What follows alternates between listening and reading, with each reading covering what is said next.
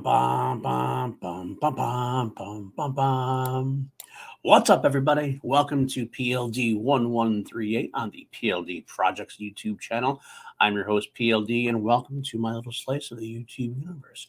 This is episode 3 of the show, PLD-1138, episode 3, Revenge of the PLD, I guess. It slaps. It's good. I like it. But I'd like to welcome you if you haven't been here before. This is my small little Star Wars show. I've been a Star Wars fan since I was as long as I can remember. But I like to talk about it now in different ways. I like to get people involved if I can. I like to be a bastion of positivity. So one thing you're going to know about this show right away, there's not going to be any toxicity. I love positivity.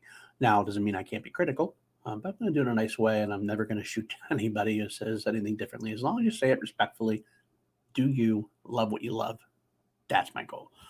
With that being said, the format of the show, well, I do news. I do, but not like late breaking news, not like clickbait news. I just know the news has been released over the week, and I'll just have some comments on it. We can have a dialogue about that. It'll be a monologue. You can have a dialogue if you give me some comments back, obviously. But we'll do that. I will do some reviews as far as the new Clone Wars Season 7 that's been dropping. Anytime we have new Star Wars releases as far as TV shows and movies, I'll do that. I will also do novels and books and comics along the way, of course. But we'll go from that as we do the media walkthrough, which is a big component of this show as well. Starting in 1976, I'm going through all the media that's ever been released, from the first original novelization all the way up till today. Books, movies, comics, games, anything I'll touch base on. It could be quick thought, quick review, maybe just some personal anecdotes. We'll see what happens. And maybe I'll do some other segments as well. They're still in development. The show is still in development, really. So thank you for coming along. Of course, any suggestions I always take as well. I know I want to see what my viewers want to see. So without further ado, let's get into the very first segment of the show, the news segment. A couple of news bits dropped this week since we last spoke. The first one, Project Maverick. Well, Project Maverick is said to be a new Star Wars game that's in development.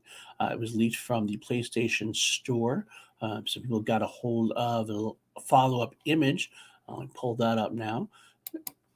There it is. It's going to be a new game. I guess the EA has been developing a sequel to Jedi Fallen Order, and also a secondary game which was described as a smaller, more unusual project.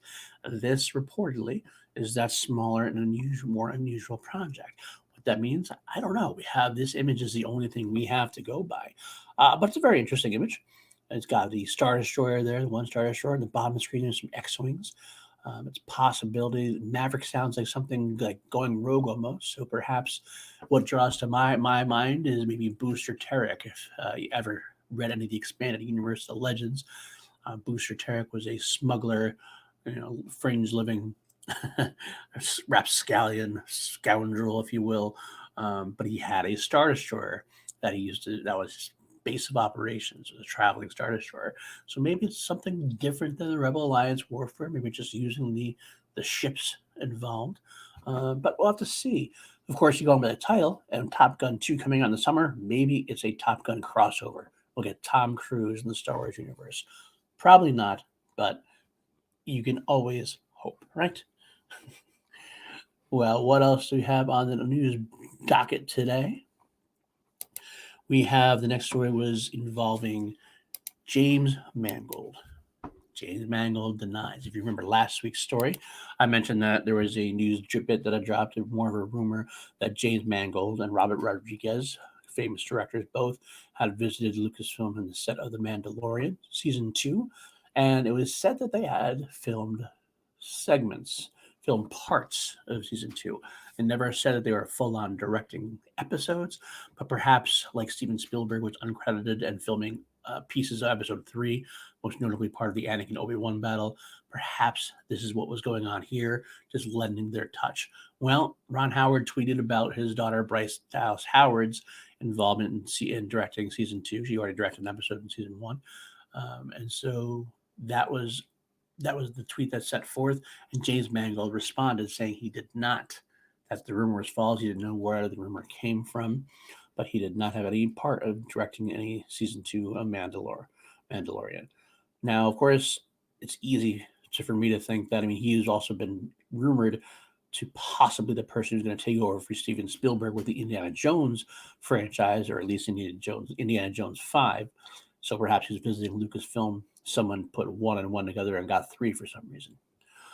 It is interesting to note that he did not mention anything about Robert Rodriguez. Of course, it's not his place to deny. If he did not know, he might not know if Robert Rodriguez was in fact doing it.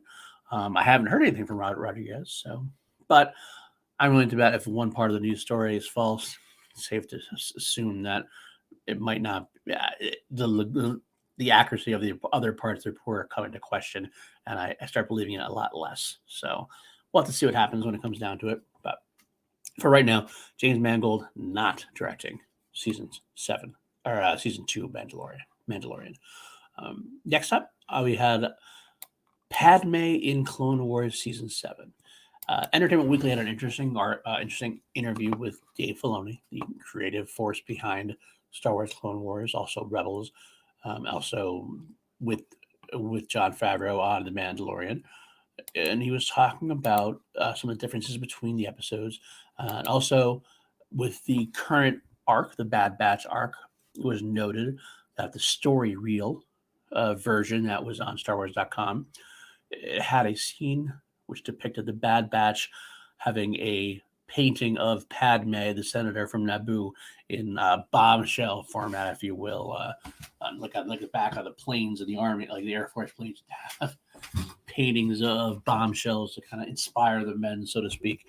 They had Padme that way, and Anakin looked at that and, of course, was none too thrilled. But that scene was replaced with the more clandestine meeting of Anakin and Padme. And that was a more interesting choice. We get to see Obi-Wan maybe finding out a little more that I thought he might know at the time. But that neither here nor there. I think it's a good addition. But the reason being was the important thing. Dave has said that Padme is not really a part of season 7. She has very little to do in season 7, and he thought that having her in there only pretty much on the bombshell aspect was kind of disrespectful to the character. And also, he also said that having Catherine Tabor come back to do some things with Padme was more appropriate. And I agree with that. It's kind of sad that Padme is not going to be involved in season 7 as much. It makes sense storyline-wise, as far as if you have these stories that don't involve her, then what can you do? But considering it's the last season, final hurrah, so to speak, kind of want to give somebody at least a little chance of an encore. So I'm glad to see that she comes back even for a small segment. So hopefully they find other segments to kind of put her in a little bit, so she doesn't get the short end of the stick, as it were. As some people would say, she did get the short end of the stick in episode 3. But that's another story for another time. But that's the crux of that important part of that interview. That's why Padme scene was inserted and why the other scene was deleted. And I guess we don't have a lot to look forward to as far as Padme goes in season 7. The final bit of news we're talking about here: Rise of Skywalker novel reveals. Oh, this is tiring. I gotta say, this is tiring to me. The Rise of Skywalker expanded edition, written by Ray Carson, is being released soon, and some advanced copies about. And people are just releasing these news bits and drips and drabs and drips and drabs, and it's almost like they're coming from different sources, like as if like Lucasfilm was saying every day, a new drop on StarWars.com. This is what happened. Oh, this is all from one book. So it's one book that is considered an expanded edition, supposed to be expanding on the Rise of Skywalker. People are taking every little bit that's expanded on and throwing it out there, and it's causing people to roll their eyes, saying, "Oh, this should have been in the movies. You leave this to a book? How is this? This is why it's bad." It's causing a lot of consternation. I don't know. I'm done with that whole thing because, quite honestly, that's what the book's supposed to be doing. The book's expanding on the movie and filling in background details. I guess the argument comes in: are they really background details or not? I guess that's really in the eye of the beholder. I mean, the first one we talk about, the big one that came out first, was that Palpatine was a clone. Let me tell you, I have a clone story for you, but that's coming from another day. My Tatooine friends, if you're watching, you'll hear that. You'll hear that one another day. Not just tease of you that. If you don't know what I'm talking about as far as Tatooine goes, stay tuned some other day. But the fact that Palpatine's body was a clone in Rise of Skywalker just makes perfect sense to me. His body's destroyed during Return of the Jedi. Yes, how else is he going to come back? Like his body got pieced back together. But the best part about it, the most important detail of it, is that it is mentioned in the movie. I mean, as far as some people say it's not enough, but when Dominic Monaghan, they say it's got the Emperor's back, they go, well, how is that possible? Dominic Monaghan lays it out there and says, well, we don't know, but there's Sith sorcery, there's cloning, all sorts of things. Well, you pick what you want. I think J.J. Abrams said, pick what you want, because how he came back at that point is irrelevant to the story. That 2.5 hour story, how he came back is just, it's not as important as it needs to be. He came back by Sith sorcery and cloning. Good enough. You don't, this is adventures. This is a story about magic, lightsabers, laser swords, blasters, space travel. I mean, this is all stuff that you accept. This pulpy kind of atmosphere that George Lucas created, you got to accept some of that stuff at face value. It's not that deep, really. I mean, I get it if you're really upset about it. I mean, I don't know what to tell you. It didn't bother me as much, I will say that. But it bothered some people. I would say it bothered me more. This is another rant that's going to be for a different day. For me, it bothered me more that the Emperor comes back at all because it undermines Anakin's redemption and destruction of Palpatine in Episode 6. But that's a totally different argument. If that's your argument, I get that. I got it and I got over it. But that's a rant I'll have on a different day. But what else was released also, speaking of clones, his son is a clone. So we all try to find out who is. That was one of the things we did have a question of when we left. Who the hell is Rey's grandmother? Who did Palpatine mate with in order to create someone who could create Rey? But again, it's a question that you didn't really need an answer to as far as the movie goes. It's not important as far as the movie goes. It's irrelevant. The relevant part is that Rey was the granddaughter of Palpatine. How that happened, how that got in there, it's cool information. It's something you'd like to learn about, but it's exactly what the books have been created for in my eyes. You don't need to have that information. But I guess according to the novel, which I haven't read yet, he is the Emperor's son is actually a failed clone of the Emperor. Whether it couldn't house the body or didn't have force powers, I don't really know. Either way, he was obviously discarded by Palpatine. He went off, lived his own life, found a woman to marry, and then they had Rey, who was Palpatine's chosen one, I guess, that could take on his great powers. But again, I don't think that's a bad storyline. I don't think it's necessary to know. It's a nice little, now you know. Okay, fine. If you don't like it, you don't have to really think about it too much. But if you do, cool. It's good to know. I admit I'm more tolerant than most. I admit that. I'm more positive than most. I will take what people give me as far as that goes, and as long as I get the big picture stuff, which to me I got. So, all that being said, the last bit of news that we had as far as that goes, same from that reveal, was that Rey and Kylo's kiss at the end was not romantic, and Rey kissed him out of gratitude. All right, even I rolled my eyes a little bit that just so I take a lot of this. That seems to me that they're trying to have their cake and eat it too. Give the Reylo fans a tint in the movie, get your kiss in the movie. But if you want to not like that and revisit your own headcanon, the novel will let you go, see, it wasn't at all. It was just a kiss of gratitude. They're not even together. Okay. I get there's definitely some things, like I said, I'm positive, but I can be critical of things sometimes. But it's not going to ruin anything for me. It is what it is. I have to read it to see exactly what I've said. I didn't actually get a chance to read the actual direct quote. But we'll see. Otherwise, I'm done with the details. I want to read the book for myself now. I'm not going to try to read any more of these details that are leaking out. I'm excited to read the expanded edition. I think it will add more to my. I like the movie quite a bit. I had a lot of fun with it. Yes, they're false. But anyway, let's move on. We're going to get into Clone Wars Season 7, Episode 3, On the Wings of Kiridax. This was another great episode in the Bad Batch arc. As far as action sequences go. I will say that there's some great action sequences. My favorite, of course, being the kind of toss-back idea to the bridge sequence in Indiana Jones and Temple of Doom. We have battle droids coming in both sides, and there's the Bad Batch there, and Anakin Skywalker in the middle. Of course, they don't slice the pipe, they actually jump off onto the wings of Kiridak, so to speak, as the title would suggest. It's a great episode as far as action goes. There is a little lack of meat to the story, though, unfortunately. So there's a little bit of lackluster. It's probably my least favorite episode of the new season so far. The whole arc, the whole Bad Batch arc, I have said this in the first episode of the 1138, that I was not overly thrilled to have the Bad Batch be in season 7 because I knew the storyline basically. Yes, they made some changes. Yes, they've added things up. The animation's top notch now.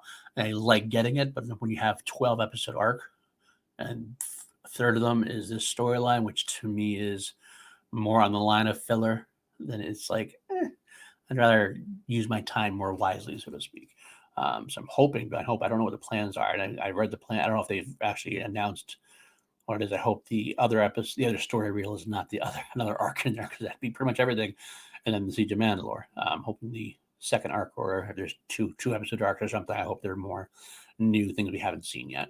But going back, this is a filler arc. It's a fun filler arc. The Bad Batch is an interesting group of characters to get to know. I hope we get a spin-off somewhere, as far as maybe, I don't know, a TV series, maybe a book or comic, some more stories involved in the Bad Batch. That'd be fun. I absolutely have no problem with that. But there's not a lot of meat to this story. The biggest, most emotional ties are from Rex and Echo. Echo being taken from the Techno Union computer station, unplugged, destroying years of work and making Wat Tambor rage. But watching him try to reincorporate himself into Rex's life, into the trooper's life, that's the important part of the storyline, especially at the end, when with some great help from Kevin Kiner's score, you see that maybe he knows more about the separatist plots, and perhaps even like that hints to me that maybe he knows a little bit about Order 66, maybe not completely to the point where he could warn people, but hints that something's not right. I like that. When they bring him back more into the fold, he could show his awkwardness, his traumatic experience having effect on him, and maybe through Rex as well. Otherwise, the rest of it was Anakin and troopers get away from the communication center, and they take the war to the indigenous population, who is pissed at first, but then turns quickly and helps them out and helps destroy the separatists. That whole part of it kind of seems like we've done this before in the Clone Wars. Probably actually done it better back in, I think, season 2, or Jedi Crash. It's similar details, similar ideas. They don't want to get involved, but they eventually do, and all hunky dory. But at the end of the day, it's a fun enough episode. I'd give it a 3 out of 5, maybe 3.5 out of 5. We got one more episode left in the arc. We'll have to see where it goes. But again, it's just fun to have Clone Wars back, so I'm not going to knock it too much. But that's what it is. What else do we got here? We got the next segment I'm going to get into is the fan segment. I did ask for help, something people wanted to see, and Garth Harkness, before he came through, wants to know the top surprises in the Star Wars universe for me, like a la Darth Vader revealing that he is Luke's father. I decided not to use that one. That was too obvious. I did go into a couple different ones. I try to go to lesser known ones for the most part. I'm not going to rank them. I don't feel like that's necessary. There's so many going around. I'll just talk about some of my more either favorite ones or more surprising ones to me. When I was younger, I'll talk about when I was younger, even more than Vader being Luke's father, or maybe because Vader was Luke's father, it was the Empire cave scene. Luke goes in, sees the vision of Vader, they tussle, Luke decapitates him, the head rolls around and it blows up, and there you go. You got Luke behind the Vader mask, which even to me as a young kid said, "Oh, Luke, you better watch your step because you're tempting yourself into the dark side." That we don't want to see that at that point. So that was the first time I was really surprised. I didn't know what it meant. I know what it means now. Back then, I didn't really know what it meant, and it made me think about good and evil in a different light at that point, and what Luke's journey was, and what Yoda was trying to do, for that matter. With that being said, I'll bring up another interesting one. This one more in the canon, or not canon, the Legends expanded universe, I should say. Dark Empire. Dark Empire was a great segment from Dark Horse Comics, now Marvel, as you can see to that corner. It's been reprinted under the Marvel banner. But it had to do with a clone storyline where the Emperor had cloned his bodies, and he had Luke join him. Luke joins the dark side. His motivation is to destroy the dark side from within. The Temptation saga. It involves a lot of different aspects. It's a very fun storyline. It's definitely very comic booky in a way, though. I mean, it was definitely something you wouldn't have seen in the movie screen at that point. But it was very surprising to me that they decided to do that. You're gonna have the hero of the saga go dark. But it was very fun. I liked it. I liked part of it. So that was definitely a surprising thing for me. I'll throw out there in the recent canon when they had two things from the recent canon. One being Han Solo returning in Rise of Skywalker, even as a vision. I just didn't expect to see Harrison Ford again after he died in The Force Awakens, to be honest with you. But I also want to throw out there Solo, which I liked more than most. I thought it was a fun little adventure. I don't know why people got up in arms over the movie, so it wasn't necessary. Who cares? Who cares? It wasn't necessary, right? It's fun adventure. It richens the universe a little bit. Sure, there were some details I'd rather not have found out, but more positives and negatives for me. But seeing Darth Maul at the end, that was kind of a cool little experience. Showing where his storyline is. He's had his storyline over whole different segments through, from Episode 1, returning in the Clone Wars, having those bits in Rebels. So it's seeing him in this. He's seeing different pieces of him throughout his reign. So that was kind of cool. I liked it. Did he dig that lightsaber? Of course not. But it's a lightsaber. So why are you bitching about seeing a lightsaber? I know I had some people upset about that, but that's neither here nor there. One of the last ones I will talk about. Oh, yes, Knights of the Old Republic. Oh, if you haven't played that game, I'm not a huge gamer, but this was the best of them. The twist. This is actually a movie level storyline. In fact, some people, like I know Christian Harloff for one, said that it's his favorite storyline after Episode 5, Empire Strikes Back, and I can't argue with that to a degree. I think it's one of the best twists that we've ever seen. One of the best Star Wars stories, bar none, even including the movies.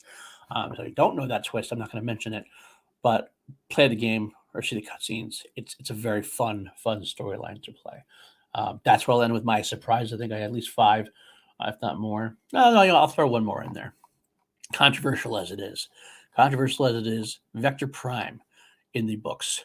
It was a Star Wars: The New Jedi Order. It was a big, ambitious project that had all like 5 or 6 different authors. I don't remember how many. Bunch of different authors come together. They're writing this long, I believe it was about somewhere between 18 to 20 novels. 5 were these big hardcovers, and they were to be supported by these paperbacks in between. They wanted to let you know that this was a galaxy-changing saga. The expanded universe had gotten to the point where it was a little bit like, okay, the danger of the week, Luke, Leia, and Han, they're going to save it, they're going to save the dead. Consequences were very little. They wanted to let you know that something big could happen, even if Lucas wouldn't let them kill Luke, Han, or Leia. They killed somebody else. They killed the family dog, Chewbacca. How do you kill off Chewbacca? In the first book of the series, Chewbacca sacrifices himself to save this little children by getting a moon thrown at him. Yes, I know it sounds ridiculous. It is ridiculous to a degree, but some people have really hated on that more than they should. I think it was kind of a cool storyline to me. I read it the way I was intended. It was definitely surprising, if nothing else. Though you can like it, you can hate it. You can definitely say that it was surprising. So that's where we'll end the surprise. Now we'll get into my media walkthrough. What's the media walkthrough? Like I said before, I started in 1976. I'm going to go through each piece of media and groups of storylines that have been released: movies, books, comics, games, something like that. Everything. We'll just go through them. I'll touch base with them. I thought this was going to be the easiest one. Today I'm talking about Star Wars, the original movie, not Episode 4 at this time, not A New Hope at this time. It was just called Star Wars. That would be the easiest one for you to do, I thought, right? Wrong. What the hell can I tell you guys about Star Wars that you guys don't know? What anecdote can I possibly offer to you that makes any kind of difference as far as what you know about the movie? It's the granddaddy of them all. It started blockbuster movie. Okay, Jaws was the first, but Star Wars perfected blockbuster movies. It's changed movie making to this day, and it launched the biggest franchise in the history of film. And to me, that's undeniable. You can talk MCU as being huge now. I get it. It is huge. But they've all their time. Star Wars still is pretty strong today. It's got so much time behind it. people know Star Wars even more than they know Marvel to a degree as far as worldwide goes. We'll talk in maybe 10, 15 years, we'll see. But right now, Star Wars is still king as far as I'm concerned. Come at me. And I like Marvel, so don't, it's not me, Star Wars versus Marvel. I'm just using that as the biggest competition, if it was one. So all I can offer you, though, is personal anecdotes. I can offer you that I don't remember when I first saw it, because I feel like I've always known it. I do remember referring to Strength of the Empire, so I was older, a little older at that point. Star Wars came out when I was not even a year old, so I definitely didn't see this in the theaters when it came out.